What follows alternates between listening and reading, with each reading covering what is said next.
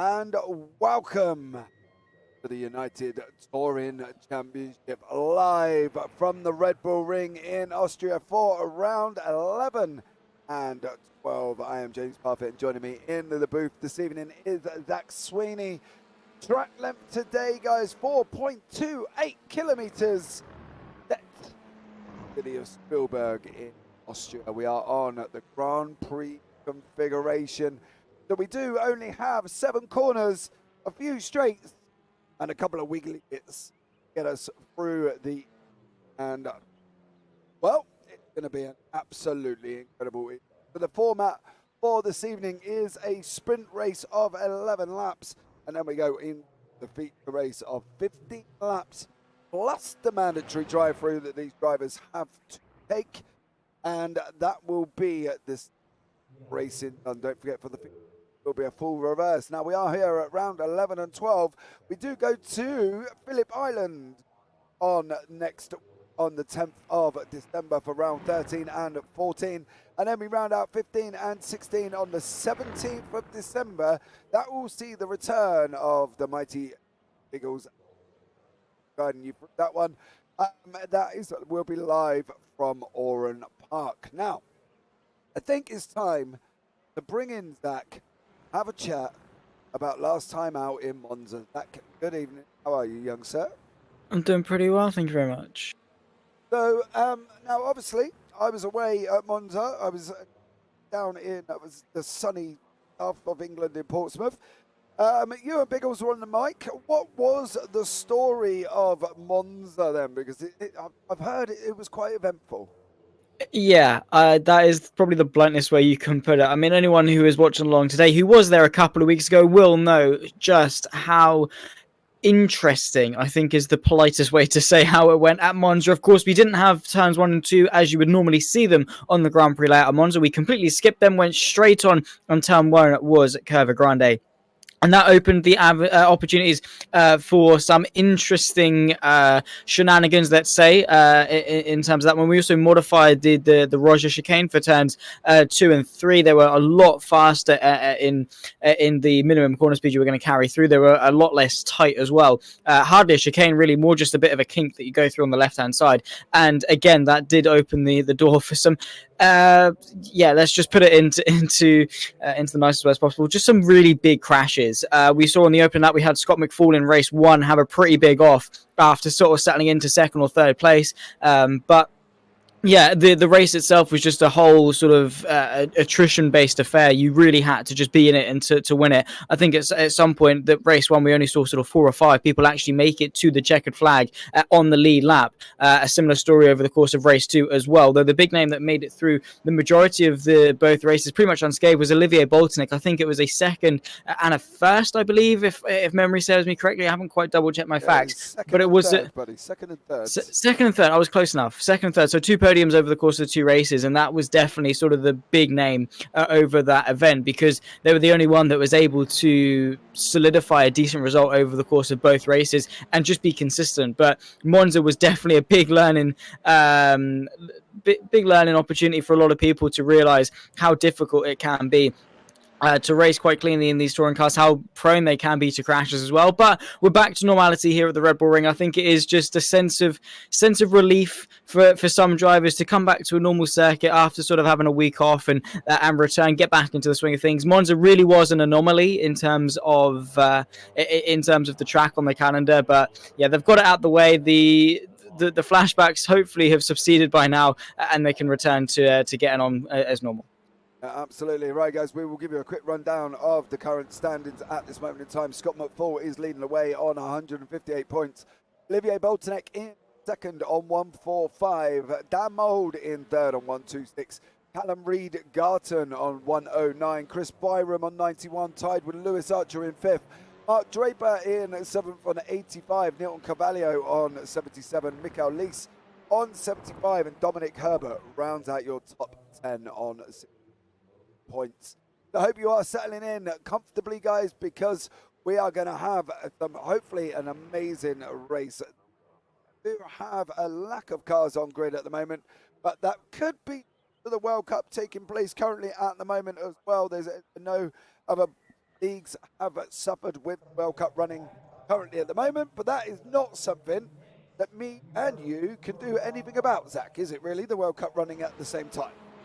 No, not particularly. I mean, I personally wouldn't let it get in the way of me coming to a race, but I'm not as passionate about football as many other people are, particularly in the UK. But yeah, no, obviously a massive event only happens once every 4 years, so you can give them a bit of an excuse for that one. Pretend race cars versus something that only happens every once in 4 years. I guess you can sort of put it aside. Some people use it as a good opportunity to spend time with their family, so everyone has their own reasons. But we still have 10 cars on the grid, and fingers crossed we can still have some good racing. Because looking at the practice times, Callum Reed-Gutton and Danny Bleak aren't separated by so much. So, you know, there's still a pretty good avenue for some good racing here despite the lack of numbers. So hopefully we're going for quality as opposed to quantity.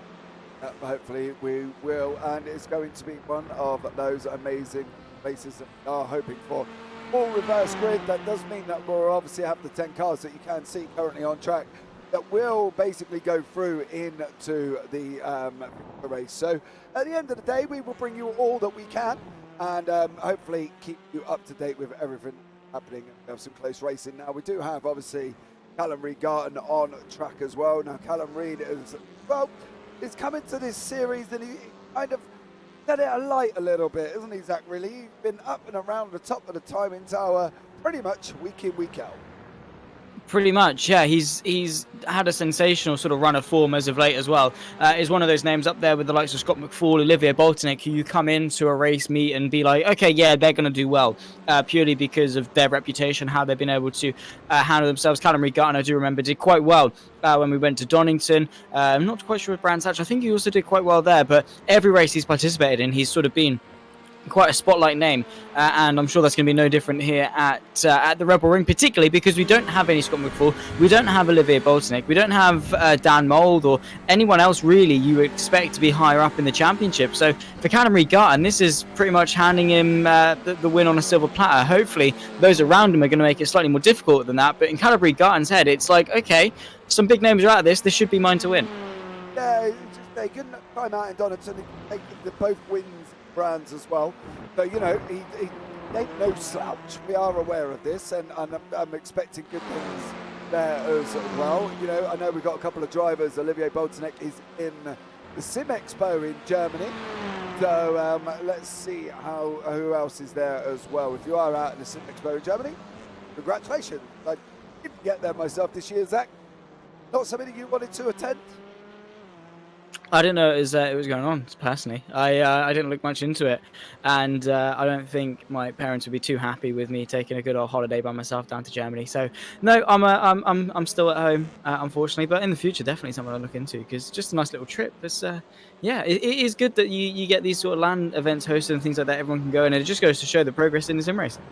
Exactly, I think it's one of the biggest ones they've had this year down in Germany. Obviously, I'm not there myself. I'm sat in the sunny, not so sunny, freezing cold UK currently at the moment. And if anybody don't believe me how cold it is, I actually went out to my car this morning and it was frozen. And it's been cold all day, and I've almost, as an old man, brought out the long johns because it is getting very, very cold over the winter period. The heat going on, much to the disbelief. Can you afford that? Well, much to the disbelief of the missus, mate. Unfortunately, though, when you're sat there and you're going to bed with more layers on than you are actually going out with, you know what I mean? It's time to put it on, but regardless of that, have a bit that goes with it. You've got to keep warm, mate. I don't want to woke up with frozen eyeballs and frozen eyelashes and stuff like that. It's never good. You know what I mean? See, yeah, well, my bedroom's downstairs, so, you know, obviously heat rises, things like that. I get a really cold bedroom when it comes to night time, so, you know, I've had to wrap up quite a bit, you know, and just in general as well, biking to college when I have to get into college by 9 o'clock as well. I'm out and I'm like, nope, my hand's too cold, run back in, get some gloves, get my little beanie on as well, and then go. And I'm still freezing cold by the time I get to college. Yeah. It is not fun, but I prefer it to the heat waves that we had over summer. Honestly, that killed. You know, being a Brit, you know, you're more accustomed to the cold than you are the hot. As much as it does suck, I will admit it can be so freezing. But you can put more layers on. You can't take, you know, more layers off in that sense. So definitely prefer the cold, me.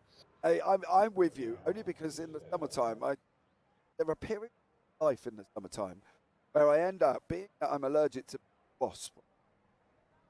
Carry me little EpiPen. there are times when people run in a race scream like a fragile girl to get away from something that terminate my life. So, you know, I'm fully understandable. So I do prefer the winter as well because they're all sleeping. And I don't have to be so fearful of running down the street, screaming frantically. My town that's probably than the start-finish rate here at the Red Bull Ring, avoiding something that may or may not end my life. So, you know, I'm a winter man as well. I do fully understand that. I just do end up putting on about 6 layers, and my dog got foot. Oh, and I've got my long johns out and everything else, my winter just to go and stand there and watch a little 5-year-old play football. So that's a shit. Yeah, that's fun. I mean, there's no Christmas in the summer either, and I'm still a massive child. I've got my little Reese's Advent calendar. I get really excited to get up and run to it every morning, get my little chocolate for the day. And my girlfriend's parents got me one as well, so I get to look forward to that every day I go over. And I'm like, oh my god, yes, I get another set of chocolate. It's great. I just get all giddy about Christmas. I was because now finally, because commentary and everything like that, I've been able to get everyone something for Christmas. And honestly, buying everything just gave me such a dopamine rush. Like I got bored one day. I was like, I'm going through my Christmas list. I had like a little sheet of like links to everything I was going to get everyone. I was like, I'm just going to go for it. I'm going to buy everything. It's going to look great. Didn't like looking at my PayPal afterwards, but the dopamine rush of just buying everything and having it wrapped and just having it all ready. This was like start of November, right? This was really, really early, but I just love the run up to Christmas. That's why I love winter so much. My birthday's in spring, but you know, I get to do Christmas, then the short little run up from the end of winter to the start of spring to my birthday. Yeah, it's great. And then you get to the summer, it's like, oh great, it's just really hot now. Fantastic. But yeah, no, just there's no Christmas in the summer. You got to love winter.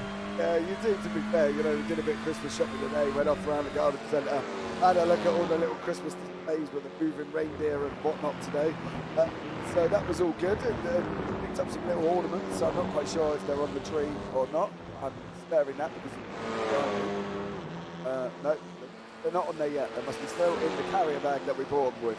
But we have entered quali, guys. We have got 12 minutes on the clock at the moment, and these guys are now starting their fast laps here in the qualifying.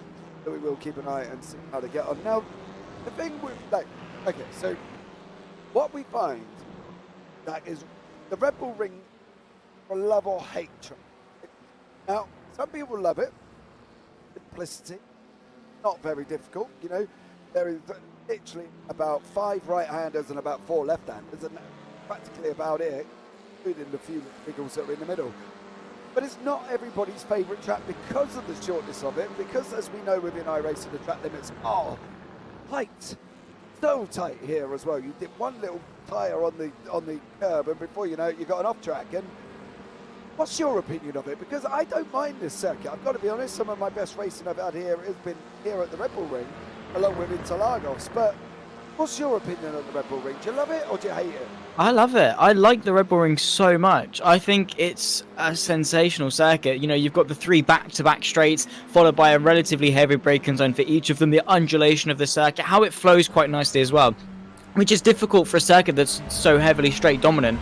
It does flow really, really nicely. You've got a good, as I say, good points of heavy braking, loads of overtaking opportunities. The slipstream is massive. Everyone can follow so closely together.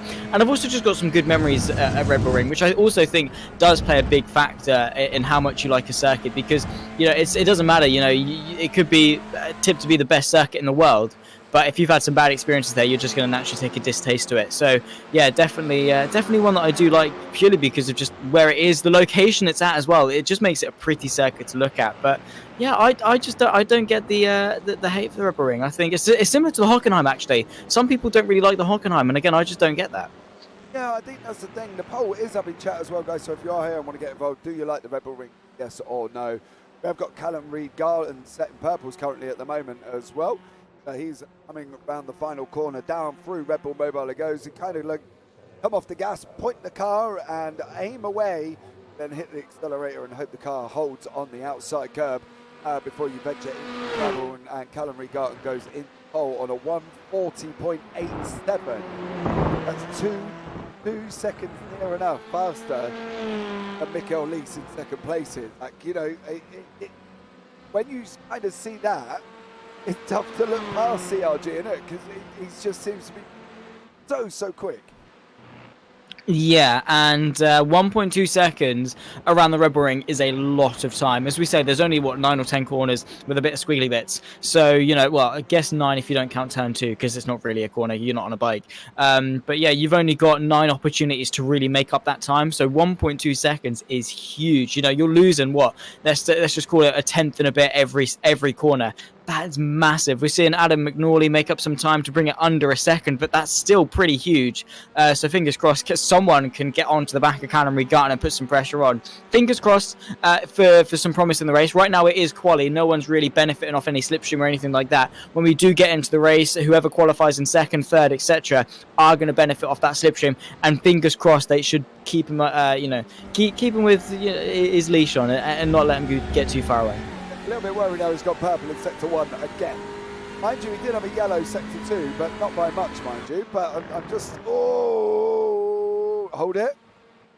Good lad. Well done. Nice recovery there, because that could have gone horribly wrong. But I'm not expecting an improvement in sector 3. So there you go. We'll see what CRG can do. He is absolutely flying at this moment in time in this wonderful racetrack that some like, some hate. I don't mind it. I quite enjoy it. That clearly enjoys it as well. So that's all we've got to worry about. Now, final 2 rounds of the season. Phillip Island and Oran Park. Now, we've both said we've never really been to Oran Park in a broadcasting capacity. I haven't done much driving there. Now, I've been to Phillip Island quite a few times, in fact. Love Phillip Island. Oh, it's an incredible circuit. Been there and seen it at Radical, and I've been there at MX5 more recently. They sim races this year. And it's absolutely incredible racing. Now, I agree.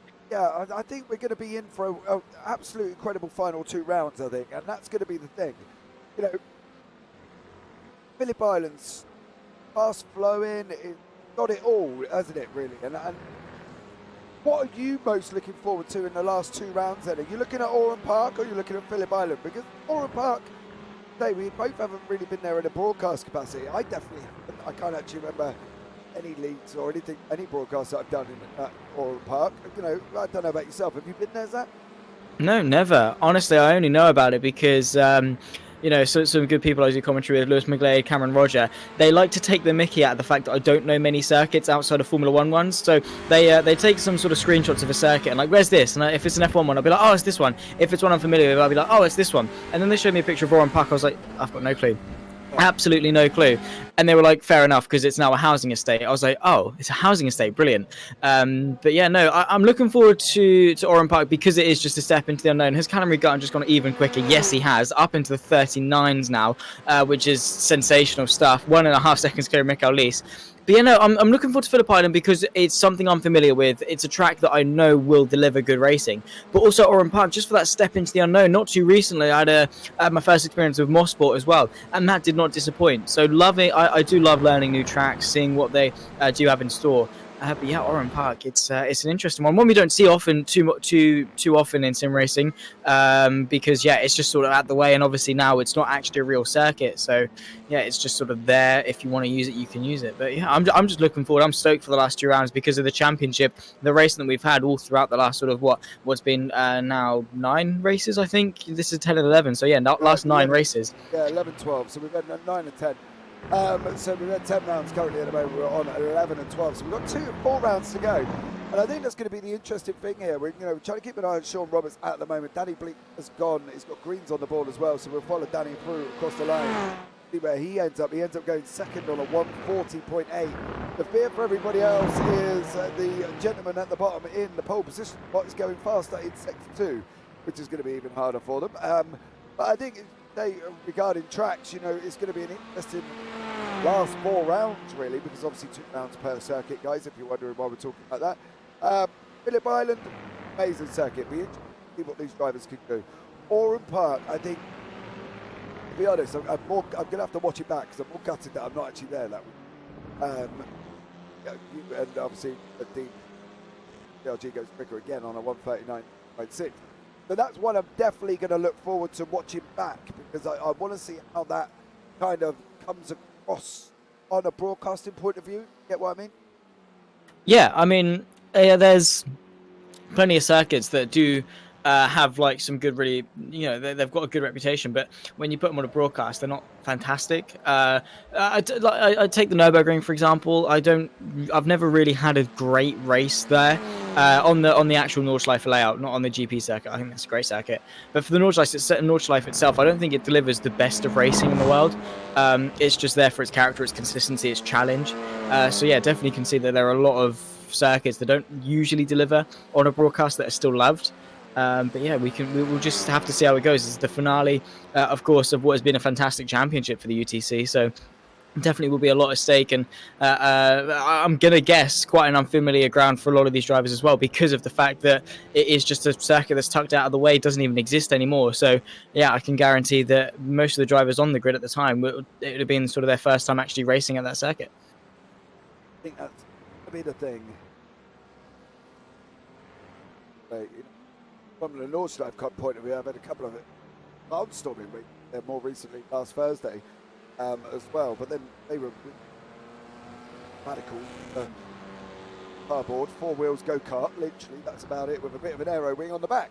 So they were absolutely flying around there, and we did a couple fly into areas on the unknown at the Nordschleife circuit, so and bring the action, but it can also terminate a lot of drivers in very, very quickly. Including the championship leader last Thursday.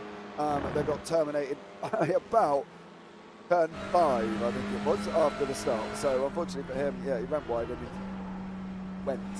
So Scott Gibbons currently bringing up the rear on a 143, 006 at the moment, but it's Regarden at the top on a 139.8. And at the moment, 3 minutes of quali. It's really, I think, from this early on, I know Danny Bleak is up there on a 140.88. Yeah, I can see that, I can get that. But that second, it's tough to pass Regarden for this. From the back, goes in the back end of that, it's still going to be 3-4 seconds quicker than Gibbons, for instance, on a 143. Past him, mate, I've got to be honest. He's definitely favourite for sure. Is Callum Regarden. He's again, as we say, one of those drivers that will deliver and is continuing to go quicker at that purple through sector 1. He's just refining stuff now. He's just doing it to have a bit of fun. He knows he's got pole realistically, because I don't see anything as much of the Danny Bleak or anyone behind can do. Mick at least gets himself up into 3rd place now. So honestly, I see this more of a fight for second. We've just got to forget that Callum Regarden's winning the race out in front, and it's just a fight for second. But fingers crossed we do get sort of surprised. It's not going to be quite the anticlimax that we're hyping it up to be with Callum Regarden, who's just gone even quicker on now a 39.8, marginally quicker, but still quicker. And when you've already gone that quick, it's so difficult to find even more time, and yet he's doing it. You sort of, on your first laps of a circuit, you go really quick, really quick, really quick. You do a lap, you go even quicker, you go even quicker, you go even quicker. Then you get to sort of like 10, 15, you start to know the circuit, and then it's sort of refining stuff bit by bit, 10th here, half a 10th here, then thousandths. And that's sort of the stage that Callum Regarden's got to, but he's still going quicker. So let's hope, because beyond that, if we look beyond, just take Callum Regarden out, it'd be a close fight for pole, it'd be a close fight for second at the moment. There's only marginal gains between each car behind Callum. So yeah, there's still promise in this race, even if it's not that fight for first. Well, as we've seen, anything can happen. We know that, and I know that. We've done multiple broadcasts where the pole position and spun up, not got away, and he's ended up down the order or gone off or trying to get, happen. So, I'm not saying we're going to see it happen. I'm saying that the possibility there that something can LG, and hopefully everybody eyes on that one as well. But we are still going to be in some great racing, which does get delivered every single time United Touring Championship is on. And if you haven't watched any of the rounds back, please go back and watch them on YouTube. Because I tell you what, you won't be disappointed, because the racing has always been amazing and it's always been very close. It's bringing the best of the touring car action as close as we can get it within the sim racing world. I think that's the important thing to realise for him, Zach, isn't it? That the racing that these guys bring is as close as we can get to the action in real life. So just bear with us. I seem to have lost that all of a sudden. Apologies. I don't know what I've done there. It's completely. I just got kicked out of Discord. I was confused. I started speaking. I was like, "Hello, no, I'm not here." But yeah, no. It's. I honestly, I don't know. Just completely blanked. But here's your grid for. Well, there we go. We are only human, and Zach did go out, I don't think come back. Bell came a bit late. So Callum Regarden is in first, Danny Bleak second, Mikael Lee third, Adam McNally fourth, Chris Byron fifth, Lewis Archer sixth, Sean Roberts seventh, Dominic Herbert eighth, Laura Orbisek ninth, Scott Gibbons is in. And bear with me for 2 seconds. Just going to put you onto a BRB very, very quickly because I've just realised something still on in. I think once qualified.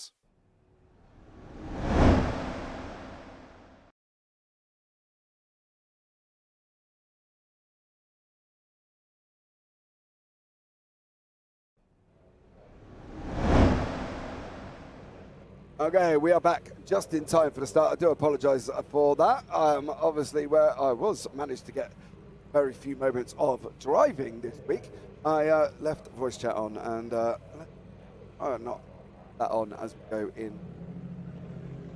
Stay tuned because it is going to be an absolute incredible race, I'm sure, and these guys will bring us the best possibly can. So we're just waiting for all the cars to get onto the grid and ready to go. And we'll be off, Zach. Yeah, looking forward to it. Can't wait. RedBull Ring always does bring up some pretty crazy starts. Fingers crossed that Callum Regarden can get challenged because I think if they don't challenge him off the start, they've got no hope. They need to get in front early and just park the bus and hope that he gets sort of swallowed up from behind because that is going to be their biggest hope is to just get Callum Regarden stuck in a train because as soon as he's out in front, he's gone. Yeah, here we go. We are going to be going off very, very shortly, so stay tuned. We are just waiting for CRG to get onto the grid, which is Callum Regarden. If I have to say that every single time, that will be a bit of a mouthful, so we'll call him Regarden or CRG if you do hear him. Looks like he's missed the start.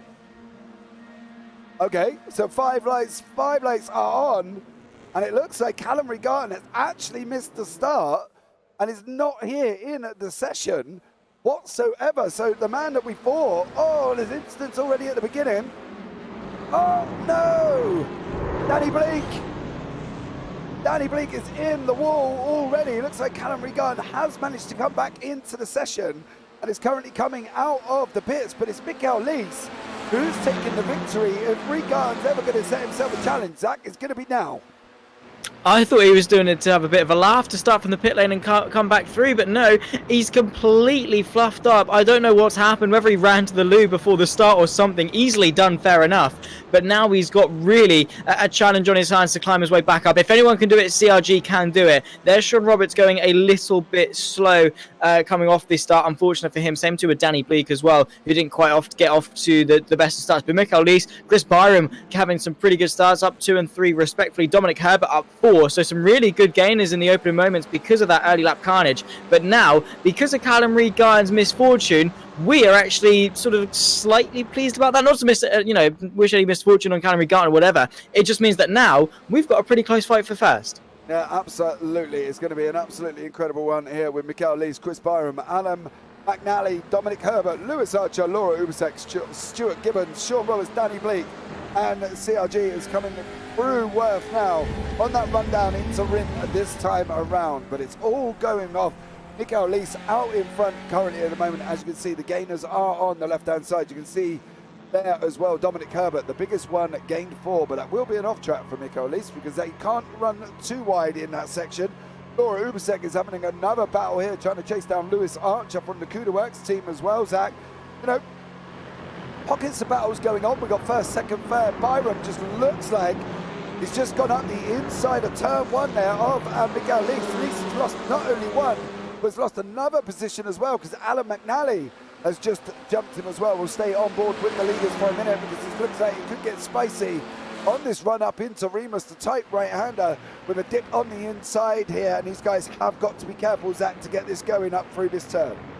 They do up and under for Alan McNeely, though. That was a fantastic switchback from the Hyundai driver, the 78. Now getting the drive up, down. Well, they dip downhill towards turn number 4. You can see he's going to have the inside line, the right hand, but he's actually managed to get himself up in front. But here comes Chris Byron, might be going for the send late on the brakes. There's also Mikael Leach just in the background. In goes deep, though, does Adam McNally, and that's going to invite Chris Byron back underneath him on the exit through turn number 4 and invite him back to retake the race lead. So a small mistake there from McNally, able to invite Byron back through. But yeah, already we're seeing some great promise for a great fight here for the lead.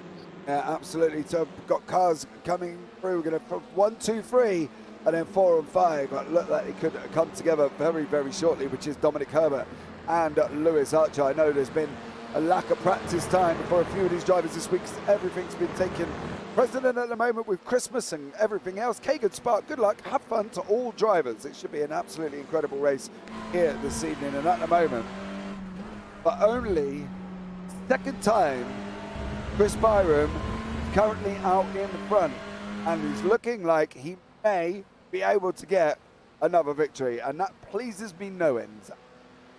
It does. I mean, his it was when was it? It was round 2 at Kota, wasn't it? The second race he managed to get his first one. You were absolutely chuffed about that one, but hold your horses. Let's calm down for a moment. He's only on lap 3 of 11. Still got a long way to go. Still got unrelenting pressure from Adam McNally and Mikael Leach. So fingers crossed for Chris Byron. For your sake, we're going to see some action between second and third, because here comes Mikael Leach having a bit of a look to the right hand side and towards turn number 3. Is going to get his nose ahead in that Hyundai and does get the drive off the corner, though. Around the outside comes McNally to get the drive again, using that outside momentum in the slipstream, of course, of Chris Byron, putting some pressure on as they dip their way back down towards turn number 4. Are they going to run 3 abreast, or is McNally going to turn defense into offense? Indeed is going to do that. Back down the inside for turn number 4. Chris Byron tries to hold him at bay to the outside of 4. We've seen this go wrong numerous times in the world of Formula 1. Are they going to emerge 3 wide as they exit turn 4? This is really heating up. Yeah, Lisa's going to try and get through. He's trying to get his nose in. He's trying to get up in the inside of Byron.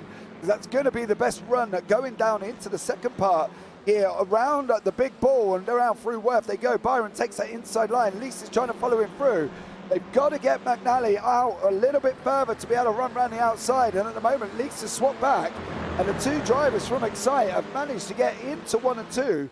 And that was great manoeuvrability from Leach there as well. He knew where he was going to get the car, and he positioned his car in a way that he was trying to follow whoever was seen the fastest, didn't he, really, Zach? He was having a good old go and trying to put his car in that position where if Byron was out in front, he was going to go Byron. If it was going to be McNally, he was going to go McNally. And as it's shown for Leach at the moment, he's out in front at the moment. It is indeed. Look out for Callum Garton, though. He's only 1.5 seconds off Lewis Archer for 5th place. And then it's a very close fight, but beyond that, for the fight for the lead. Side by side between McNally and, of course, Dominic Herbert and Chris Byron as well. It's really kicking off. You can see 2 wide, 2 rows deep in that fight for second. This is allowing Mikael Leach to sort of try and get away just a little bit. Here's McNally to the left-hand side, the outside line for turn number 3, relative to Chris Byron, who's going to send one back up the inside, though the outside line later on the brakes as well for McNally. Going to see him soar his way to retain second place. There's also the move from Lewis Archer on the inside of Chris Byron as well. They're going to run themselves side by side. Callum Garton now right on the back of this train for 5th place, just in behind Dominic Herbert. You can see there in the yellow and black, looking to the right hand side, the inside for turn number 4. You definitely cannot count out Callum Garton for this race win at all. He's coming through on Lewis Archer. He's going to push him around the outside of Roush. That's got to give Archer the tighten up section there as well, and that's not easy to do here because it can really cause you to drift slightly wide. As you can see, CRG's gone on the outside. Archer pulls it back in and says, oh no, let's avoid that one. And they're going round now. So CRG has currently got past Dominic Herbert and is now chasing down Lewis Archer from Cuda Works. I don't know, Zach, if they can't stop him, or I'm not saying block him, but do something with him that's not going to allow him to make that move, isn't he? Because he is aggressive. He knows where to position his car. His racecraft is second to none. And he knows now that he's got the run. And you can see it here. Archer's gone across, taken that position away. But now Archer's got to tighten up turn 1, which is going to give him a slow exit where CRG can take his normal line. But at the moment, Herbert's looking at coming back up as well. And this is going to be a great run up into Remus for these drivers, and I want to see where CRG goes with that, because Archer's got to try and do something and hug that inside line. Yeah, absolutely. You can see already pulling to the right-hand side. Callum Reed-Gutton going to fill the space that fills the left-hand side of the circuit to the outside. He's going to brake late. Not quite late enough, though.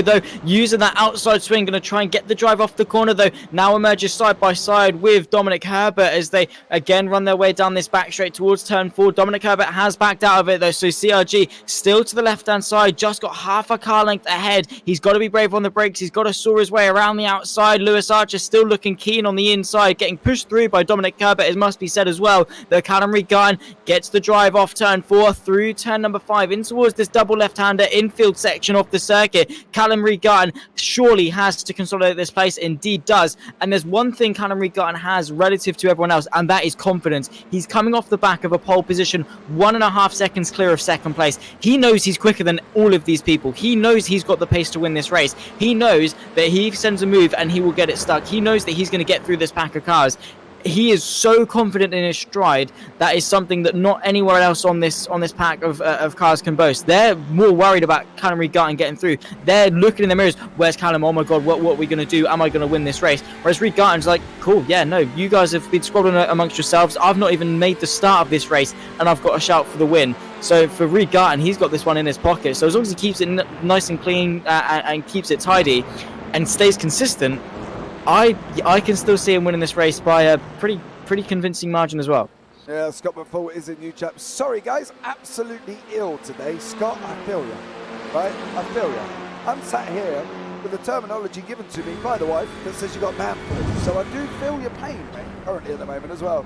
You know, so I fully understand. You take rest up. Hope you get well soon, buddy. But at the moment, you're in for an absolute barnstormer where CRG missed the start after qualifying in pole. We don't know if that was due to a disconnect or he just generally did miss the start. And is now hunting down his driver and he's come from the back of the grid and is now currently sat in 4th and is on the tail end of Chris Byram and looking like Byram's left the door wide open. And here comes CRG through now through Slosh Gold he goes on this run down through the big old ball in the middle and in through Roush. And it looks like CRG is going to another one round the outside of the same section. He did that to Lewis Archer in the last lap. And it's, what do we think? What have they got to do? They can't swerve backwards and forwards, you know, to try and stop him because they're just not going to do that in general. But what have they got to do, Zach, to stop CRG coming through? Try faster. That is it. We know that, but that's like, you know, saying to Mick Schumacher, drive faster to get out Lewis Hamilton. You know what I mean? It's not always possible, is it? That's what they've got to do. There's no other way to stop Callum Reed-Gutton. They have got the same machinery that, you know, the majority of the drivers, they've got Hondas or Hyundais or whatever.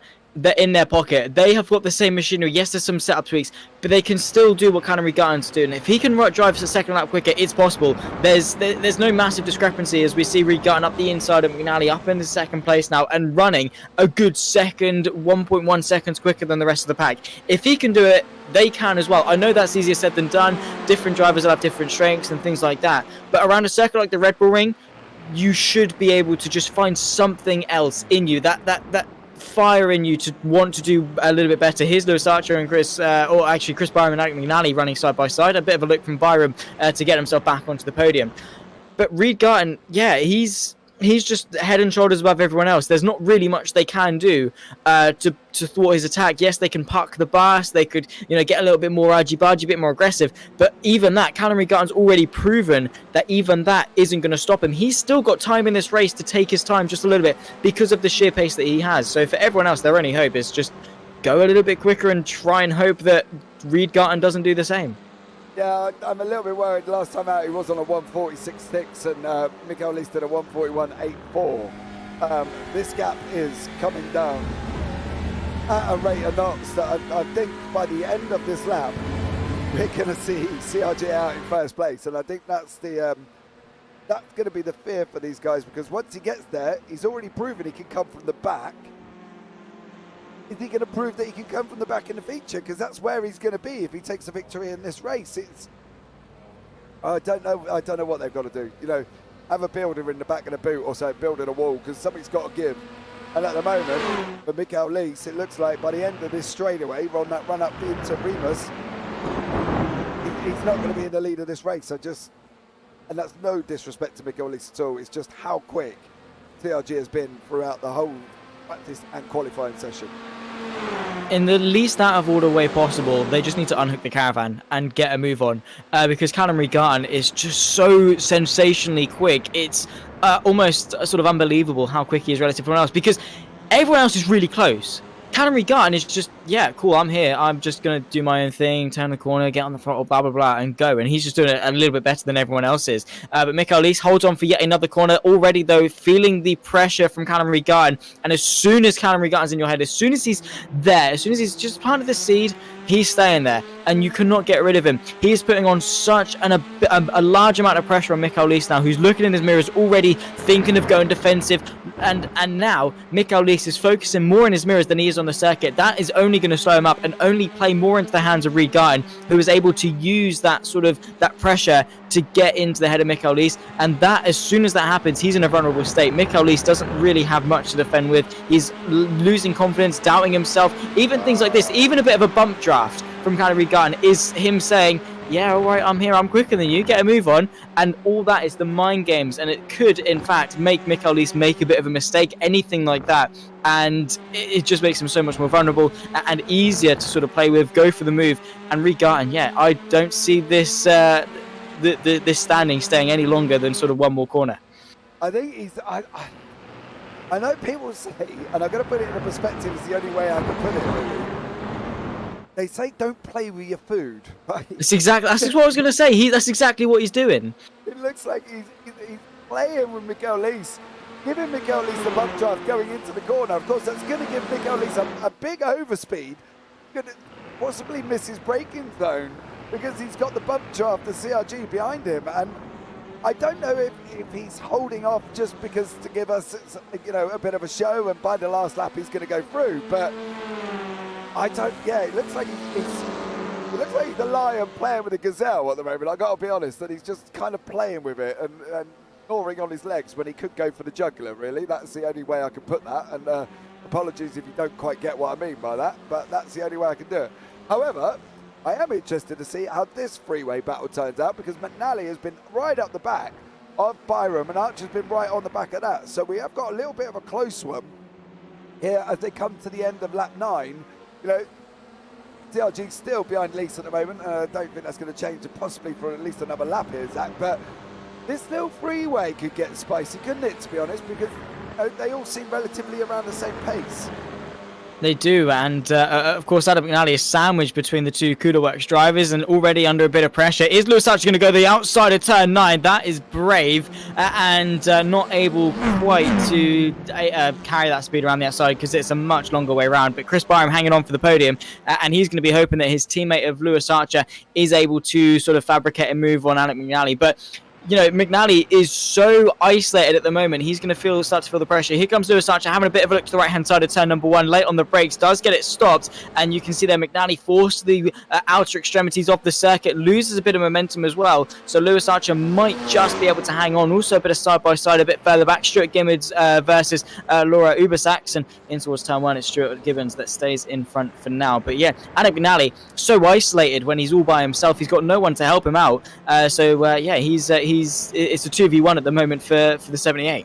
But if he's isolated, Mikael Lees is in the freezer, isn't he? He's got nobody there. He's just got this looming Hyundai of Callum Regarden behind him, who's been bump drafting him for the last few laps. He's been tucked up as right behind us, possibly as far in as you can possibly get. When you end up going into, there you go, that's what we're seeing. When we're looking back and we're going into the car behind, and then we're looking forward and we're going into the car in front, we definitely know they're close.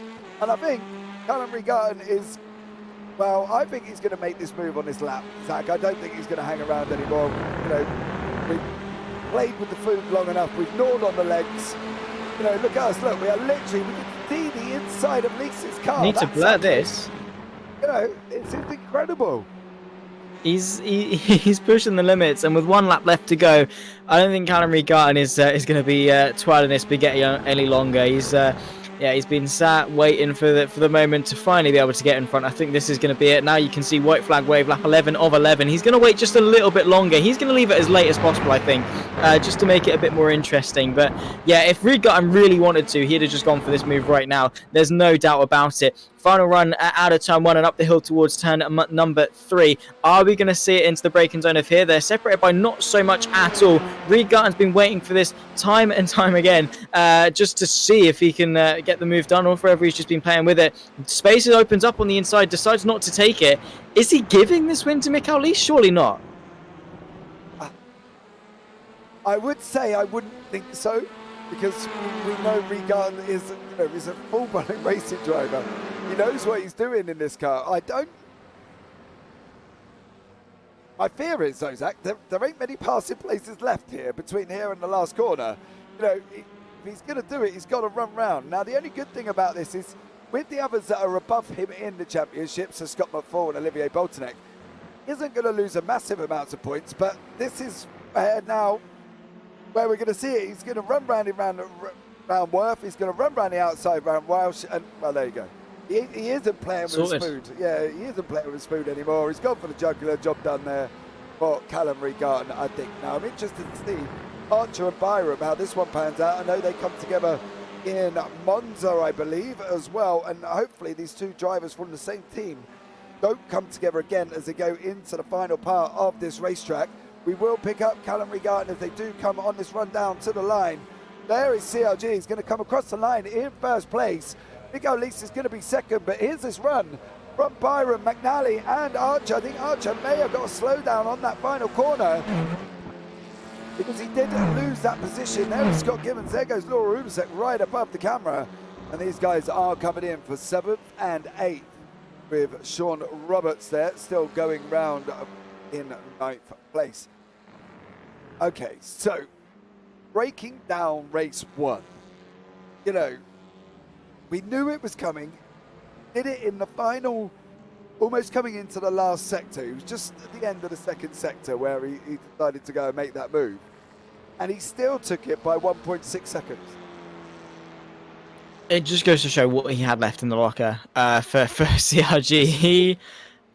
Yeah, there's just no words to describe it. He did all the talking on the track. He didn't make the start. He started a good few, 5-6 seconds before everyone else.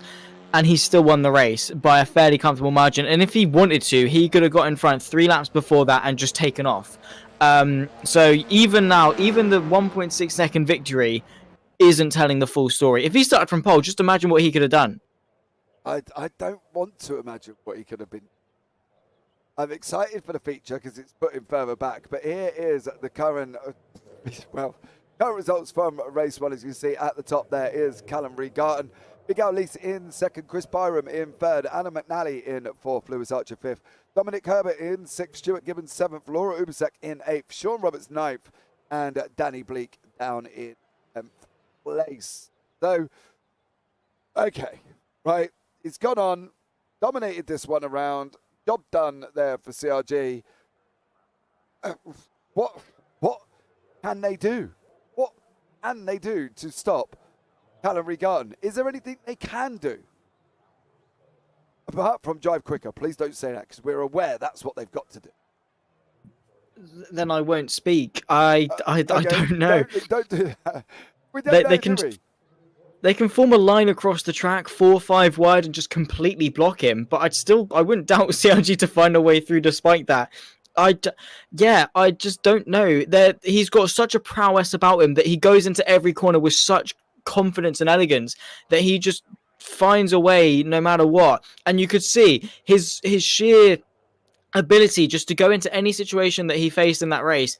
He missed the start. He was like, all right, cool, sweet. I've got the pace. I took pole by 1.5 seconds. I'm going to catch up. And he did that straight away because the people in front of him tripped up over themselves, was fighting so hard that Callum Regarton was able to catch up before the halfway point of the race. If they want any hope, those at the front need to just say, okay, let's put our differences aside. We have Callum Regarton to face. Let's try and get away. Let's postpone the inevitable, at least for a little bit, because then they have some hope. They have, as opposed to, say, 8 laps to try and keep CRG behind, they then maybe only have 3 or 4. And that's a much easier task to keep him at bay for that long. Yes, it's still likely that CRG is going to find a way through, but it just makes their life so much easier and allows them to at least have a bit of a chance come sort of the latter portions of the race. But they just need to be more confident. They need to defend a little bit better, not leave so many open gaps, not trip up over each other. Yes, they're not teammates. They're still fighting for those positions, but, you know, they still need to think of the better picture, unless they're just saying, he's going to come through anyway. We might as well fight it out regardless because there's just no point fighting it, which honestly is fair enough. Yeah, I think that's a good thing. Scott McFall has just said he actually got old COVID. So there you go. Or he's got man flu. So one or the other. But hey, pick one. Anyone. I got man flu according to the wife. So you know that's where I'm at with it, Scott. So I feel your pain, mate. I really do. It's going to be interesting to see how these guys start approaching this next feature race. Because really, I don't know. I can't see past it. Can't see past CLG. But this one as well. He's doing his championship hopes. Really, no end of good currently being in this race without the people that are at the top. You know, Scott's not here, Dan's not here, Olivier Boltonek is in Germany, chilling, you know, having a good time at the Sim Racing Expo. So, from his point of view, if he takes a double tonight, he's going to walk away. You know, the way the scoring is just taking 18 in that one, and then in a feature, he could take another 25. Giving him a total of 43 points, plus without the pole position and the fastest laps and everything else. He's going to be well up there come next time out, next week actually, because he's on 109, that is 43, he's going to give him 151. That's going to put him in second place behind Scott McFall going into the last 4 rounds. Yeah, absolutely. He's going to be well in it. He's going to be loving this round that Olivier Boltonek and Scott McFall aren't a part of it. So, Scott, mate, you've chosen the wrong time to catch man flu or COVID or whatever it is, because you've now got a good old championship rival on your hands of Callum Regarton. He definitely is up there in terms of Olivier Boltonek and Scott McFall's pace. Olivier Boltonek is the most consistent of the 3, I would say. I would say Callum Regarton has the most raw pace, and then you have Scott McFall, who I think is a nice medium between the two. So all 3 of them have their good attributes. All 3 of them come into a race weekend and are still a big name. Unfortunately, we only have one of the 3 big names in this session today, so it should be a clear sort of just clean up, check out, off he pops for Callum Regarton for this week. Next week, of course, with Olivier Boltonek and Scott McFall hopefully returning, it is going to make life slightly harder for him. But yeah, no, what it does is allow the championship battle to be blown right open with the addition of yet another driver, because he if he hadn't sort of missed the first couple of rounds, he definitely would have been up there regardless. But now it does give him that chance, the opportunity to you know, make a name for himself and maybe go for the championship. He is definitely a solid contender for it, particularly if he does win this race. I mean, he might disconnect, he might not score any points for race 2, but that is a pretty clutching at short straws possibility. And there's no disrespect for Callum Regarton, because we're making it sound as if he's making this race boring, because he's not. It is just a case of that he is that good, that it is just so clearly obvious that he is he's the favourite to win by a fairly decent margin as well. Yeah, and it looks like possibly, just trying to check with Danny Bleak whether or not he can rejoin. Him and Alan McNally left the server thinking it would be another session, and obviously it's not, it's just a continuation of the last one. So we'll see if Danny Bleak can rejoin the session.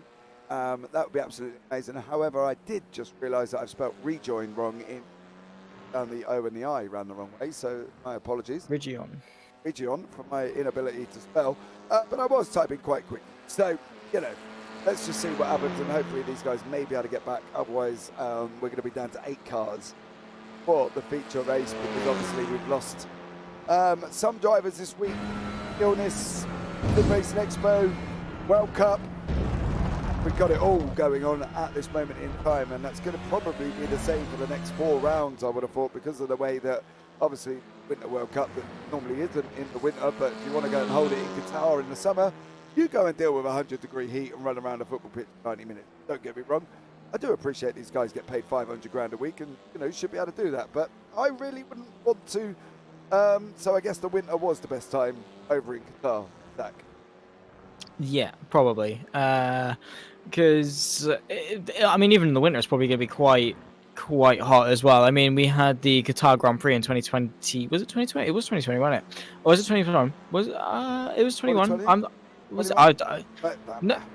Yeah, I don't know. It was one of the two, and even that was quite late on in the year, and that was still some pretty high temps, even at a night race. So, yeah, it does get quite hot in the in sort of the Middle East. So, I mean, fair enough. I don't quite see the same appeal for football as the majority of my nation does, which is a bit of an outlier, but to each their own. And you still have to cut them some respect for getting on in the heat. But yeah, I mean, it's so poorly timed that, you know, that FIFA couldn't have just been more considerate of the United Touring Championship, could they? It was just so selfish of them to run their, you know, billion-dollar corporation and tournament for the sake of sake of the touring cars. But it is what it is, I guess. So you have to play with the situation you've got at hand. Yeah, exactly. And I know most, you know, I'm not getting into politics at Qatar. We all are aware of the politics. So, you know, at the end of the day, wasn't the greatest choice. Pretty much all we're going to say on that, because otherwise it's going to get dramatic. Not here for politics, we're here for great racing, and we've just seen that there as well. We've seen the man play with his food and take the win still by 1.6 seconds on the last lap in the last sector alone. So, be aware. Danny Bleak, error message 1123. Not quite sure what that means. I've got to be. I'm not up to date with the iRacing error messaging, so I'll have to see what that is. So there we go. Hopefully we might be able to get some people back. Lots of hints and tips going on in the Discord. You know, close it down, completely close iRacing down and try again. It might let you back in. I can't guarantee that, because normally when a session is closed and started past a certain point, you're not able to rejoin. But then again, if you're a registered driver, you may be able to get back in. So that would be cool if you could. Then we could have some more cars on track. Go into the last 44 seconds of this practice session before we go for the reverse grid. Well, hopefully a top 10. Fingers crossed. If they can get back in, they've only got a few seconds to do it. With the warm-up and, of course, the transition into the race. So they are cutting it quite fine, but, again, only human, and mistakes do happen. So fingers crossed they can get themselves back in, but easy mistake to make, particularly when you do more than one championship, as McNally made that same mistake. You know, most of them do make a new session. No, not here. So fingers crossed they can get back in, because 10 is a little bit better than 8. Absolutely. Absolutely. And well, anything to go by. Only one. But let's see what happened as well. Danny's trying to close our race. Go again. Well, and so is Adam McNally. So hopefully we some people going in now into the grid for race 2. So this is obviously based off a provisional, because obviously these guys are struggling. Session. Danny Bleak should be in pole. Sean Roberts in second. Laura Ubasek third. Stuart Gibbons 4th, Dominic Herbert 5th, Lewis Archer 6th, Adam McNally 7th, Chris Byram 8th, Miguel Lees 9th, and Callum Regan in 10th place. Now, that's how it should happen. Let's see if we can get that amount of cars in session and see how we go. I think by the looking of it though, Zach, Adam McNally and Danny Bleak didn't get back in. So we are going to be short. We have got 8 cars, 2 left out, unfortunately. So underway we go in the feature race. Sean Roberts going in first place. Laura Ubasek in third now, with Stuart Gibbons going up the inside. Callum Regan is not off the start currently at the moment, as these guys go racing down into turn 1. And it's Sean Roberts from HPD Racing Team Dacia currently out in front. How long will that last? We will see, but it's Stuart Gibbons, Laura Ubasek side by side on this run up into Remus here from Kuda Am and GTR. How is this going to work out as these guys go flying? Oh! That's Ubersax having it off. That is that is a big one. Easy mistake to make on an opening lap, but for Laura Ubersax, that is a pretty big hefty impact, particularly when they were starting towards the front of the grid. Good opportunity to score well. Lewis Archer able to get up 4 places on this opening lap, up now into 2nd place, which is fantastic for him. Also a bit of argy-bargy just in behind between Dominic Herbert and Stuart Gibbons, but yeah, no love lost on this opening lap. Absolutely, and Sean Roberts has got away cleanly. CRG got to the back, let him get away a little bit, and is now trying to make his way through. He's already up in 7th place, so technically he's up 3. Two of them were free due to people not being able to rejoin the session, and obviously one was due to Laura Ubersack there, unfortunately having a big incident. I'll tell you what we'll do. Let's have a look back at that one very, very shortly. We'll see how this pans out first with Lewis Archer here and see what he can do. He's being chased down by Dominic Herbert. Dominic Herbert does go up the inside there, round the last corner before they go down into Red Bull Mobile, and that's Dominic Herbert up into 3rd place. Archer's in the pits already, Lisa's in the pits, Byram's in the pits. They're taking their pit stops early. Don't forget they have got the mandatory drive-through for race 2. You know, probably not a bad idea to get it out of the way, but all in all, you know, you've still got kind of this man who's going to be meeting you on the exit, if not maybe passing you on the exit. As we can see already, he's gone past Lise, Byram and Ubersack, and Archer's on his way out. But Archer should be there, coming out side by side. There is Lewis Archer behind us. Here comes CRG for another run at it. But we've got Herbert, Gibbons, GTR Evolution. Having a go here, Zach. Yeah, everyone's trying to settle into this race. Already a couple of people taking that mandatory drive-through pit stop. And again, I'd say for those that are slightly quicker to do it early, to get some clear air, and when everyone else does come in, you've already made that time up. You're going to be laughing when they come into the pit lane for their mandatory stop. But it does throw a spanner into the works for an interesting dynamic, because it's not necessarily a strategical element like you would see in an endurance race. It's not like you're having to stop, car on jacks, fuel up tyres, do the precise strategy to see you on for the rest of the race. You just have to drive through the pit lane. But even that, getting the timing of it right, when do you come in, how do you see your race progressing, and where are you going to come out, again, is a big factor as to how precise the timing can be, and getting that timing wrong can be detrimental to your race if you do get it wrong. It's a small gain, but can be a big loss if you get it right, slightly wrong. You could speed into the pit lane, you could anything like that. You could speed into the pit lane, you could have a poor in lap, poor out lap, you could come in at the wrong time, get caught up in traffic. Anything like that can really hamper you. So while on paper it does seem like, oh yeah, they're doing a drive through, what is that? You can lose a lot of time, particularly if you do speed on the way in. Absolutely, and that's the thing. I think it's not the pit lane drive-through, is it? It's how you approach it. When you get on, how are you going to get down to speed of the pit lane limit? How are you going to make sure that you're not coming down too early? You can't go down too far. The yellow cones are there. They're going to be like, sorry, son, speeding in the pit lane for you. There's still a lot involved, even though it is technically just driving through the pits there. Danny Bleak, thanks for the broadcasting. Shame I did many training but no races. Next time will be better. Well, hopefully it will be there as well with Danny. So hopefully we do have a bit of break in proceedings currently at the moment, so we can have a quick look back at Laura Ubersack, see how it all panned out as one of the GTR Evolution guys behind her.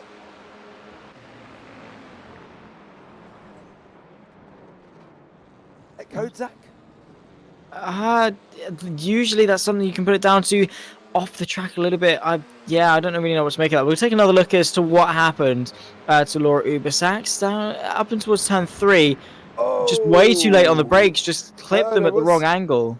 Yeah, I think that was Stuart Gibbons there, I believe. Car number 21 actually, Dominic Herbert, gave her a little bit of a tap. And unfortunately for Laura Ubersack, there was a straight divert left to the wall. So unfortunately, what a shame for Laura there. I'm sure she'll come back stronger next week to have another go. So it did look like a little bit of a tap from Dominic Herbert, as we see two GTR Evolution boys here running down into turn 1. Stuart Gibbons, Dominic Herbert, Zach. Through goes Stuart Gibbons this time around. way off the track though, using the penalty lap for the MotoGP's layout for that one, but he's rejoined and gotten a slowdown, I think, as well, so has to relinquish that place to Dominic Herbert, who's now going to run side by side with him on that run uphill towards turn 3, though. A car ahead for the for the 21 Honda of Dominic Herbert, who now settles in up in front for second place. Neither of them have come into the pit lane for their mandatory stop just yet. This is a fight between two people who have. Callum Regan versus Lewis Archer, both of them pretty, good names in this race, particularly, of course, CRG, who's on fire in terms of pace. Lewis Archer, though, doing his utmost to try and keep the 46 at bay. Yeah, I don't think at the moment, honest with you, CRG's been in the pits. He's not been in the pits yet. Has he not? No, he's not. Archer went in, Lease went in, Byron went in, and obviously that went in after our incident. But CRG has not been in, and he's doing to Lewis Archer what he did looked like he was going to do in the sprint race. He's done it again. Oh, there was a slight little bit of argy-bargy there with Archer and CRG, but it looks like CRG's got away with it this time. Hasn't been in, right? So, would you go in now to take it out of the way? Is that because he's going to be, I'm not going to say he's going to be miles behind. Probably not, but he obviously a good few amount of seconds in the pits. If he goes in, he hasn't gone in again, but he has got 10 laps, I suppose, to take it. When would you go in? Further down the grid, he didn't go off at the beginning, making his way back through the back. He's trying to come through everything at the same time. Yeah, for sure he is. He's got a lot to juggle, but I think if he's got a bit of clear air now, which he can use to his advantage. He needs to use that 7 seconds he's got between himself and Stuart Gibbons. When he does catch up with Gibbons, that's when I'll come in. Right now, he needs to utilise that clear air, although he has got Lewis Archer in his slipstream, and he'll be dragging Archer along. So maybe coming in now to stop giving Archer that advantage could also be a good idea. But yeah, for Regan, he's so much quicker, in the sense that he's got just a massive crosshairs on his back. Everyone's going to be looking at him and finding ways they can do to slow him down, try and keep themselves in the mix versus Callum Regan. And I think that he's all by himself. He's using himself and his pace to carry himself in this race, which most drivers are, but more so now because as I say, he's got the entire grid trying their best to try and keep him at bay. Lewis Archer doing his best to hammer some pressure on. So for Callum Regan, I'm sure he's going to take the correct avenue in terms of when he's going to come in, but he doesn't want to leave it too late. If he comes in now, he's got a lot of time to try and recover the time lost. If he comes in sort of on lap 13, sort of that area, and he comes in and he's a little bit further back than he'd particularly want to be, he hasn't got the time really to recover it, and that is something he's going to have to try and juggle with. I mean, already on that last lap, he's gained a couple of seconds on Stuart Gibbons, and I don't particularly think that Regan is going to want to stay behind the 47 for too much longer and lose that time. Absolutely, I think Regan is going to be on his way, and he's going to be up to the back of number 47, which is Stuart Gibbons, very, very shortly. Dominic Herbert there as well. Don't forget, guys, if you are here, please subscribe, turn on the bells, and give the video a big old thumbs up. Absolutely. Even with the amount of cars we've got this season, still been some absolutely epic racing here at the United Touring Championship there as well. And a big shout out to obviously Lewis Archer and Chris Byram, who do obviously take part in running this league. So absolutely amazing job as well for putting this on, because it has been an absolute incredible series, and we've still got 4 rounds to go. Now we are going to end the poll at what looks like most people love the Red Bull ring. 4 of 50 votes, 80% say yes, that they like the Red Bull ring. Well, there you go. That's on board with myself and Zach Sweet there as well, because we both do this circuit. Regan just pulled out another from these guys in front currently, so we'll see how much more of a gap he can close, and whether or not he's going to try and get up to the front of Sean Roberts before he takes into the pits. So this could be an exciting one. Stay tuned and pay attention to the number 4th place car currently at the moment. That is Callum Regan and have a look here as number 10. So there we need to try on and currently closing the gap here with Stuart Gibbons and Dominic Herbert. So let's see how this one pans out as we're going into lap 7 of 15. Gibbons and Herbert now. Herbert looks like he's just gone past. He has. Looks like Stuart Gibbons possibly had a slowdown. That's not going to put him under too much pressure from Regarten, apart from this, let's have that position. So here we go again from Regarten making his way through. Sean Roberts there off in currently for HPD. They see a team there leading us off currently at the moment. So there you go. What do we reckon here this evening is going to happen now? Because CRG's made his way past Stuart Gibbons, Shooter Gibbons having a slowdown. Now in third. What? Okay, the 2 seconds quicker a lap. You've got to take a mandatory drive-through. Try and get to the front, or you take that drive-through. I mean, I wouldn't. I don't think there's any need to take the risk of overtaking her, but I think he should just come in this lap. I mean, he's not going to stop him waiting around at all. You can see that the drive he just got off turn number 8. Having a bit of a look to the right-hand side, not quite got the legs in front. And if he hasn't been able to do it on the first attempt, cut your losses, come straight in. And I think that's exactly what he's going to do. You can see peeling off to the right-hand side there. There was no need to extend that suffering, to stay behind Dominic Herbert, to put yourself under unnecessary stress, take unnecessary risks. He's come straight in to get that clear air back. And then when Dominic Herbert comes into the pit lane, Callum Regarten will be able to get it relative on and get that undercut essentially, and be able to catapult himself in front. So I think definitely he's taking the right choice, because what would he have gained if he got past Dominic Herbert? Nothing. He would have got in front, taken off, blah, blah, blah, but he would have lost that crucial 1.5 seconds being stuck behind him that he wouldn't have lost had he come in on this lap, which is exactly what he's done. So I think he's done the very right thing here, with about halfway of the race left to go. But a little bit of a twitch coming out of the pit lane, maybe to get those tyres back up to 10. Yeah, I think it was trying to get past this man, Stuart Gibbons. And I'm a little bit worried that how this has all come about and why Stuart is kind of facing the wrong way. And I think I've got a little bit further down than I really need to do. I think you have a look and see what happened. But I think there was Gibbons there, and what happened? Try and get back on it. But there's coming out here side by side. Now, obviously, from Stuart's point of view, he can get on the throttle. Obviously,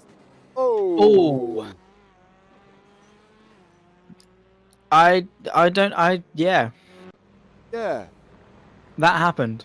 Like, get too much grip, didn't it? Because he pulled it. Good evening, Malik Heisler. Welcome in. He looked like he had too much grip there, I've got to be honest. And kind of, I don't know. Any ideas that coming out? He took too big of an apex coming out of the pit lane. He tried to shorten the distance of the pit lane, maybe turn it a bit too early and just tap the wall and bang. It's a tricky pit lane exit here at the Red Bull Ring, I'll give him that, because you get on the accelerator quite early, then you have to brake for the actual corner that is the inside of turn 1. So it's easy to do, but a clumsy mistake that has really cost him in this race. There's Dominic Herbert now leaving the pit lane. Where is Callum Regarten is what I want to know. There we go. Well, that is peculiar. Dominic Herbert's been able to stay in front by quite some margin, obviously, where Callum Regarten's had to avoid Stuart Gibbons.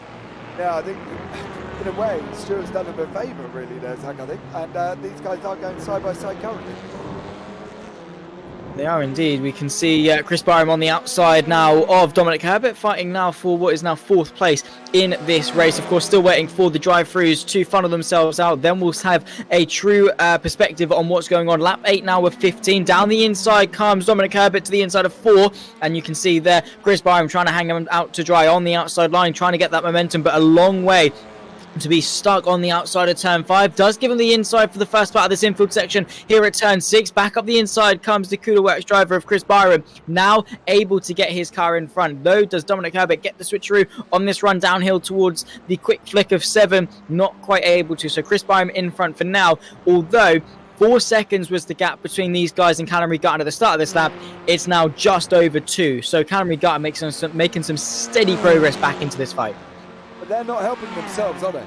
That's the question we were talking about earlier on, where we were saying, you know, guys, you've got to kind of almost knock it off, because you've got the ever-looming TRG behind you. They've got to knock off this fighting. You know, Sean Roberts is not that far up the road from Lewis Archer, right? Lewis Archer is 8 seconds behind him. Roberts hasn't gone into done his drive-through yet as well, so this could be Roberts losing it here. And from Roberts' point of view, I would go in now, get it out of the way, see where you come out, and then you know what you got to do. You know you're going to lose it to Lewis Archer. You know you're possibly going to lose it to Miguel Lees. But what you don't want to lose it and get involved with is battle here, isn't it? Because that's really going to slow you down. For sure, he's going to be hoping that Callum Regan gets stuck behind these guys for at least another while. But Sean Roberts has had a pretty clean race up in front, unpressured really from anyone. He's been able to be to himself, drive at a steady rate, and be all right. Now he's holding out hope that whenever he does come into the pit lane, it's not going to be so detrimental that he's going to lose a ton of places. So, as you say, come in now, see what the damage is, and then be able to work from there. At least then you're not holding out false hope right until the end of the race. Because if he comes in on lap 14 and comes out in 5th, he's going to be like, oh, brilliant, sweet, I've just been leading the race, now I'm going to finish 5th. Whereas if he comes in now, like what I was saying with Callum Regan a little bit earlier, he has something he can do about it. He's still got control of that situation and can still work his way forward. So for Sean Roberts, I think definitely the right course of action is to come in as soon as possible. He's left it as late as possible in terms of giving himself some clear air out in front. But yeah, other than that, I'm not too sure as to who's going to come out on top, because again, it's so spaced out because of the difference in strategies in terms of that drive-through. Sean Roberts, clean race out in front. Callum Regan, fastest by far on the circuit. The next quickest is Lewis Archer, and he was a second slower than Callum Regan on that last lap. So, you know, that he's very quick, just setting the fast lap on that previous lap of a 39.75 as well. So Regan is very, very quick indeed, and still have no idea as to who's going to win this, because he is still a bit far back relative to Sean Roberts, and the amount of time you lose driving through the pit lane, I don't think it's sort of that much, no more than sort of 12-15 seconds surely. Yeah, we tried to calculate this last time, didn't we? And you know, it never seems to work how it does, because we have pit lane times of 30 seconds. So technically, Roberts should come in and be behind these guys, but as we know from previous races, it doesn't always work like that.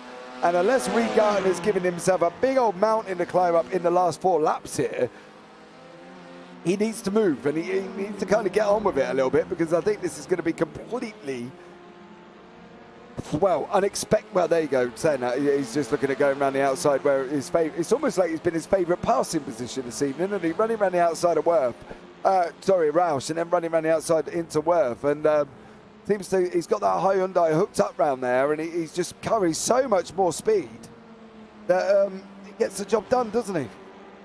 He does. He's sorry, I just got a bit of mince pie down my throat, which is great. No, yeah, I'm good. I'm fantastic.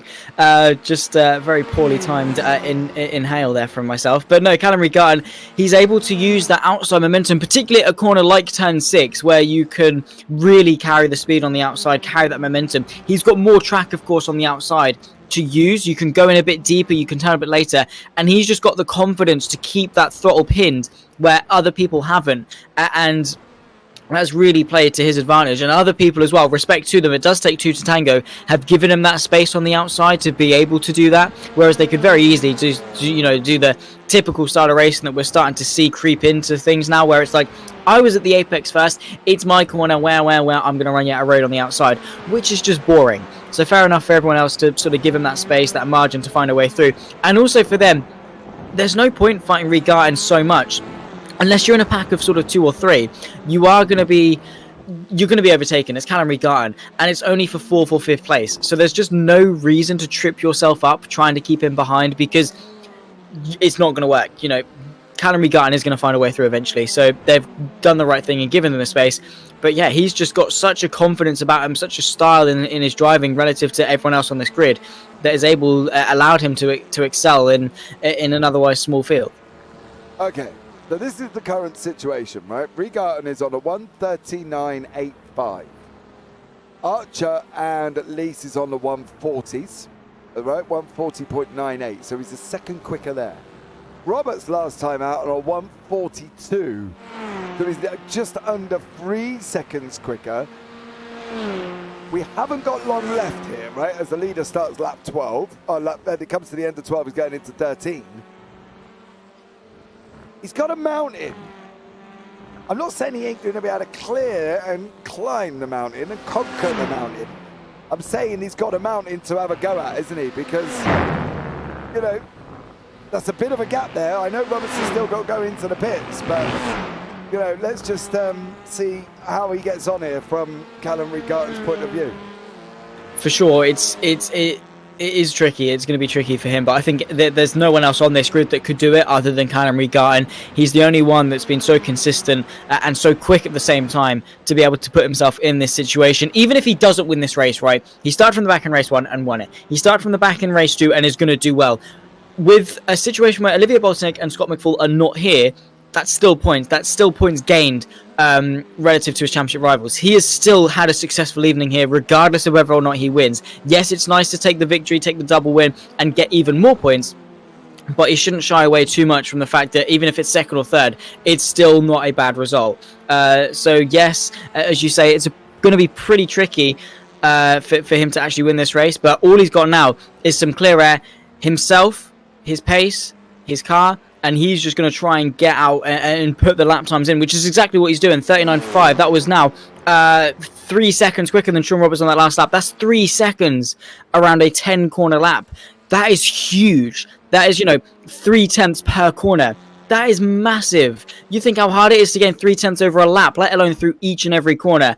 He is so much quicker, and unless Sean Roberts has got like something really special planned for the final couple of minutes, Callum Regarton still has a pretty high likelihood of being able to pip him. You can see there, was it Sean Roberts just coming out of turn 1 while Callum Regarton was just coming past the pit lane? That is not a big gap. That is not a big enough gap for Sean Roberts to slot back into.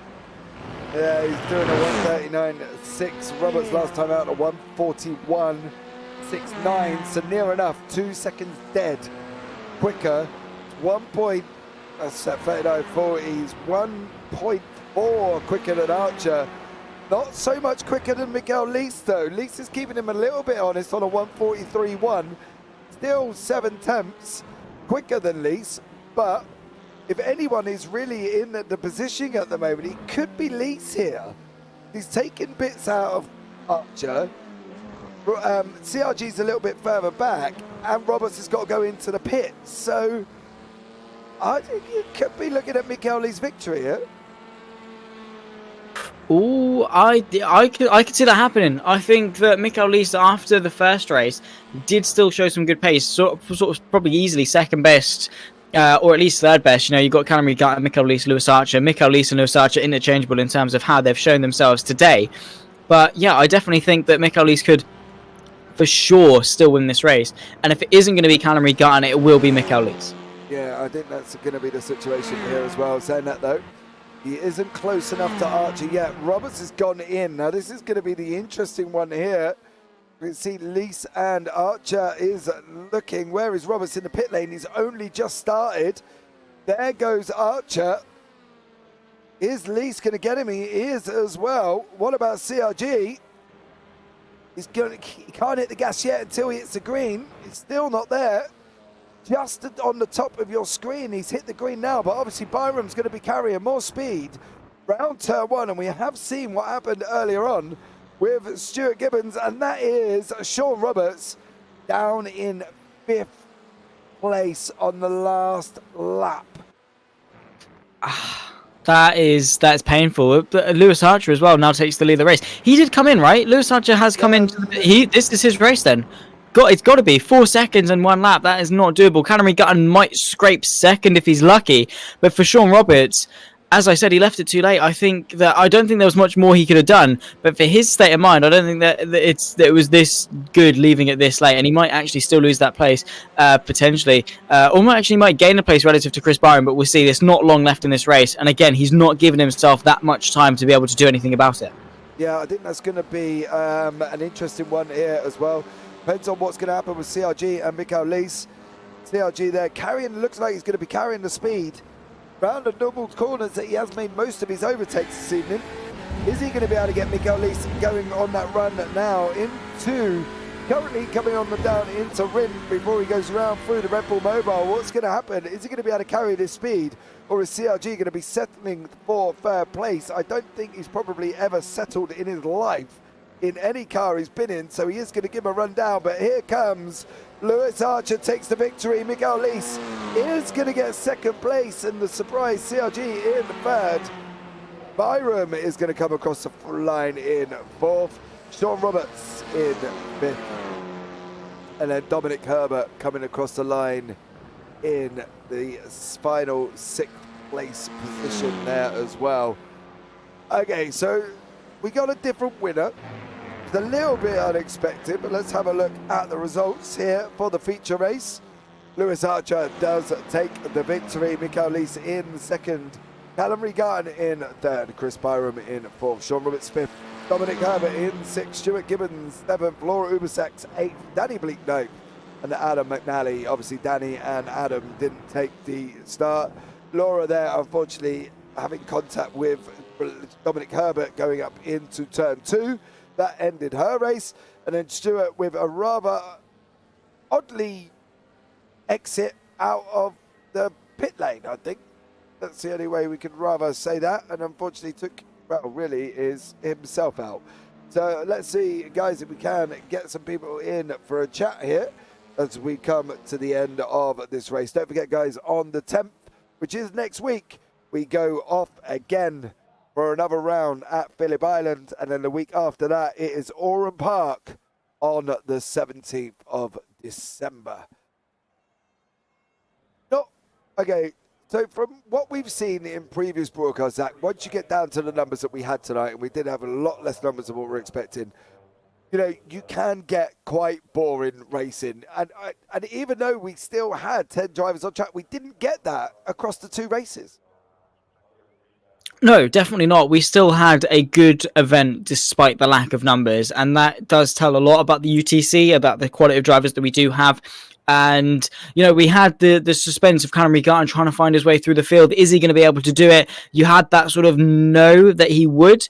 But again, in that second race, he didn't win. And he was just shy, you know, only 4 seconds off the race lead in the end. It wasn't much in it. You were left suspended in anticipation, waiting for something to happen.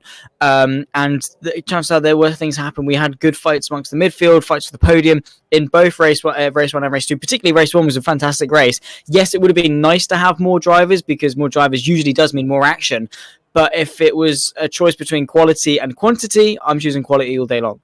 Yeah, absolutely. I fully agree. And I think we did have some quality racing here tonight, even when we had that cluster of cars with Byron, Roberts, Herbert, Gibbons, and Archer all there together. You know, we still had, it was kept clean. It was kept tidy. The guys still completed the race. They've still gone round and completed it, which, you know, by the sounds of what it was last week in Monza, it sounds a lot better than what it was. But we have got Mr. Chris Byram, who's jumped into the booth. Good evening, Chris. How are you, young sir? I'm not too bad. How are you guys? Oh, mate, I'm good. I mean, we're good. It's been good, nice, clean racing this evening. You know, few incidents, obviously, with Laura not being able to complete the feature race. But overall, from your point of view, that's not been a bad night, has it? No, I mean, it's a bit disappointing to see that the numbers have dropped. But race one, I think that I'm excited to see that back because I just thought the first few laps were pretty well. It felt immense from my point of view, being sandwiched in between those two Excite cars, and then Callum working his way through, and then Lewis and Dom getting in the mix as well. I felt like it was a bit of action in race one. Feature for me didn't go too well. I messed up entering the pits and lost so much time, so missed out on another podium opportunity, I think, there. But hopefully we'll have a few more drivers for the last two rounds. I think Phillip Island's next week, and then it's Okayoma for the last one. But no, it's been a good... It's Oran Park, isn't it? Or has that changed? If it's Oran Park, it's Oran Park. I don't know. It was one of the Japanese ones. I know it wasn't Suzuka, so... Yeah. But overall, you know, you had a third, you had a fourth. The racing's been good. Go away smiling, can't you? Because at the end of the day, you know, it wasn't chaotic. There wasn't so much going on. And me and Zach were talking quantity versus quality. and we had quality tonight. I think that was the big thing. Yeah, I think it was good. Like everyone had quite a bit of respect for each other. I don't know what happened in race one between Danny and Lewis. Need to watch that back. But yeah, it was good. Bit of bump drafting, a few little nudges here and there, but overall it was pretty respectful, which is always nice.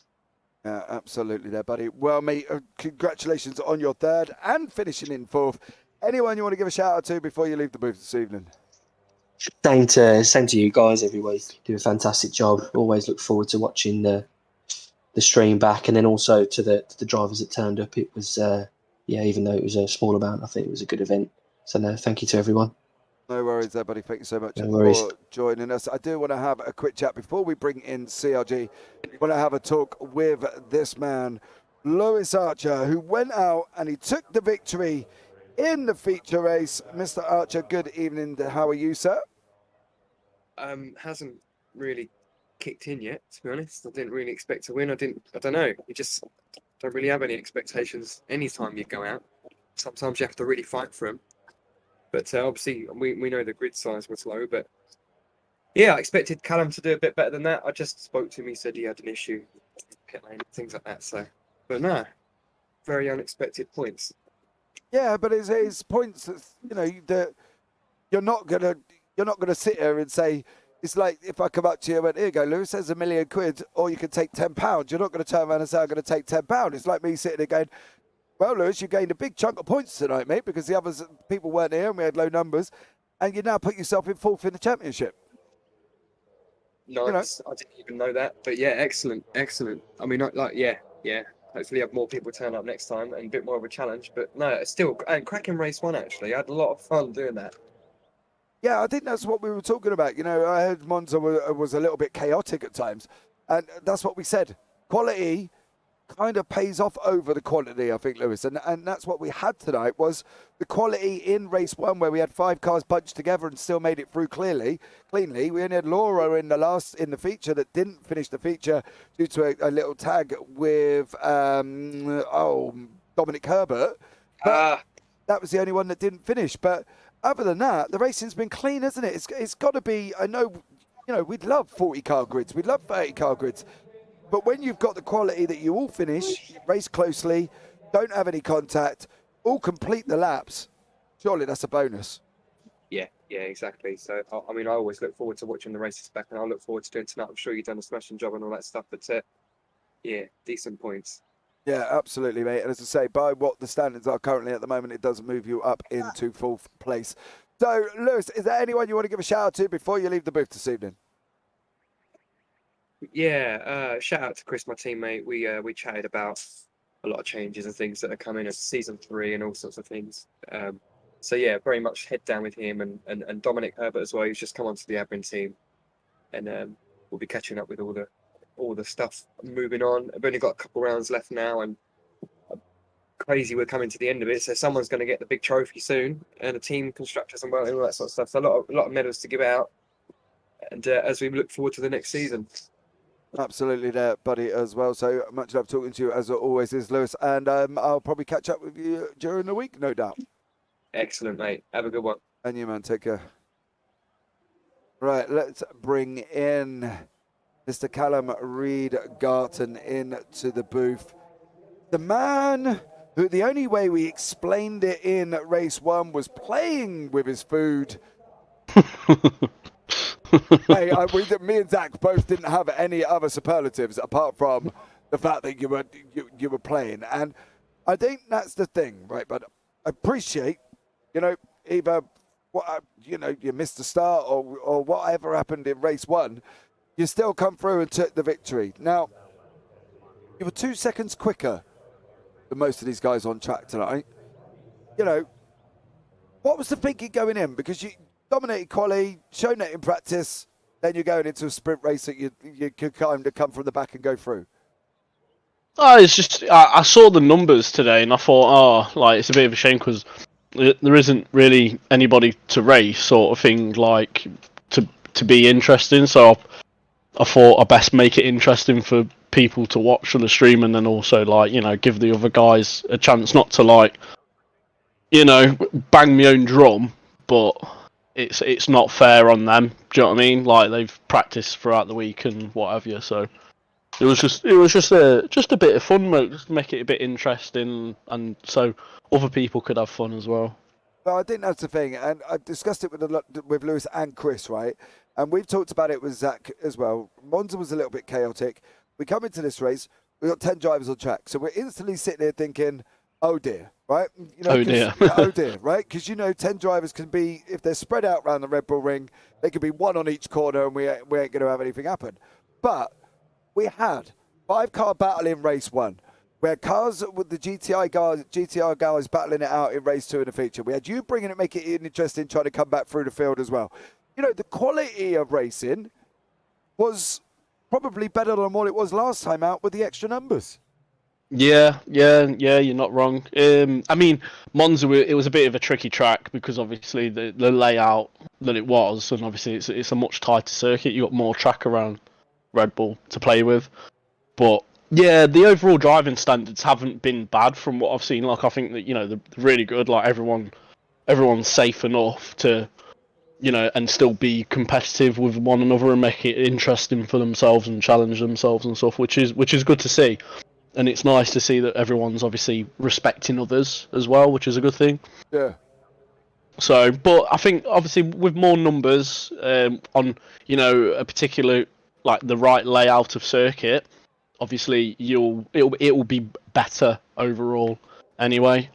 But the driving standards are there from everybody. Like I can't fault anybody for driving standards. Everyone's really safe. Make sure they have fun, and that's the main thing. You turn up to have fun. So, race 2 then. Did you have fun? Because you were trying to come back through. Did you have was there any damage or anything? Because obviously, you had Stuart Gibbons go and put it in the wall on the exit out of the pit lane there. We were a little bit worried about that you might have got caught up in it. Did you think you could come back through? I suppose that's probably where I'm going with it, Callum. Did you think you could come back through to first? And was you surprised that you didn't get there? Well, at first, when I came through the pit lane, I actually stopped thinking I was actually doing a pit stop, like a silly sausage. Because I haven't been doing any racing for about a week, so it's been, I just thought I was doing a pit stop for some strange reason, and then realised mid start I was like, oh no. And then Stuart came out in front of me in the pit lane, and then I don't know what he had a bit of a moment with himself and put himself in the wall. Yeah. And it tagged me, and it gave me rear damage on the rear left corner, and my car was actually crabbing throughout the rest of the race. But yeah, it was good fun. It was fun. Yeah, both me and Zach sat here and said we weren't entirely sure what Stuart did, because all of a sudden his car he seemed to turn it a little bit, and then all of a sudden he had this massive over amount of grip, and he just went straight right into the barrier. It was very bizarre. But look, going forward, how are you at Phillip Island? Have you done much racing at Phillip Island? I love Phillip Island. Yeah, really, really good track. Such a good track. It is such a good track. I haven't been there in TCRs though, mate. I've been there in probably every other form of car possible apart from this one. What are we expecting here? I think it's going to be, if everybody turns up, I think it's going to be a bit of a draft fest. I think. Yeah. It's going to be similar to Monza. Because you've only got so many places where you can overtake. I mean, you've got the hairpin. It all depends on what layout we're racing as well.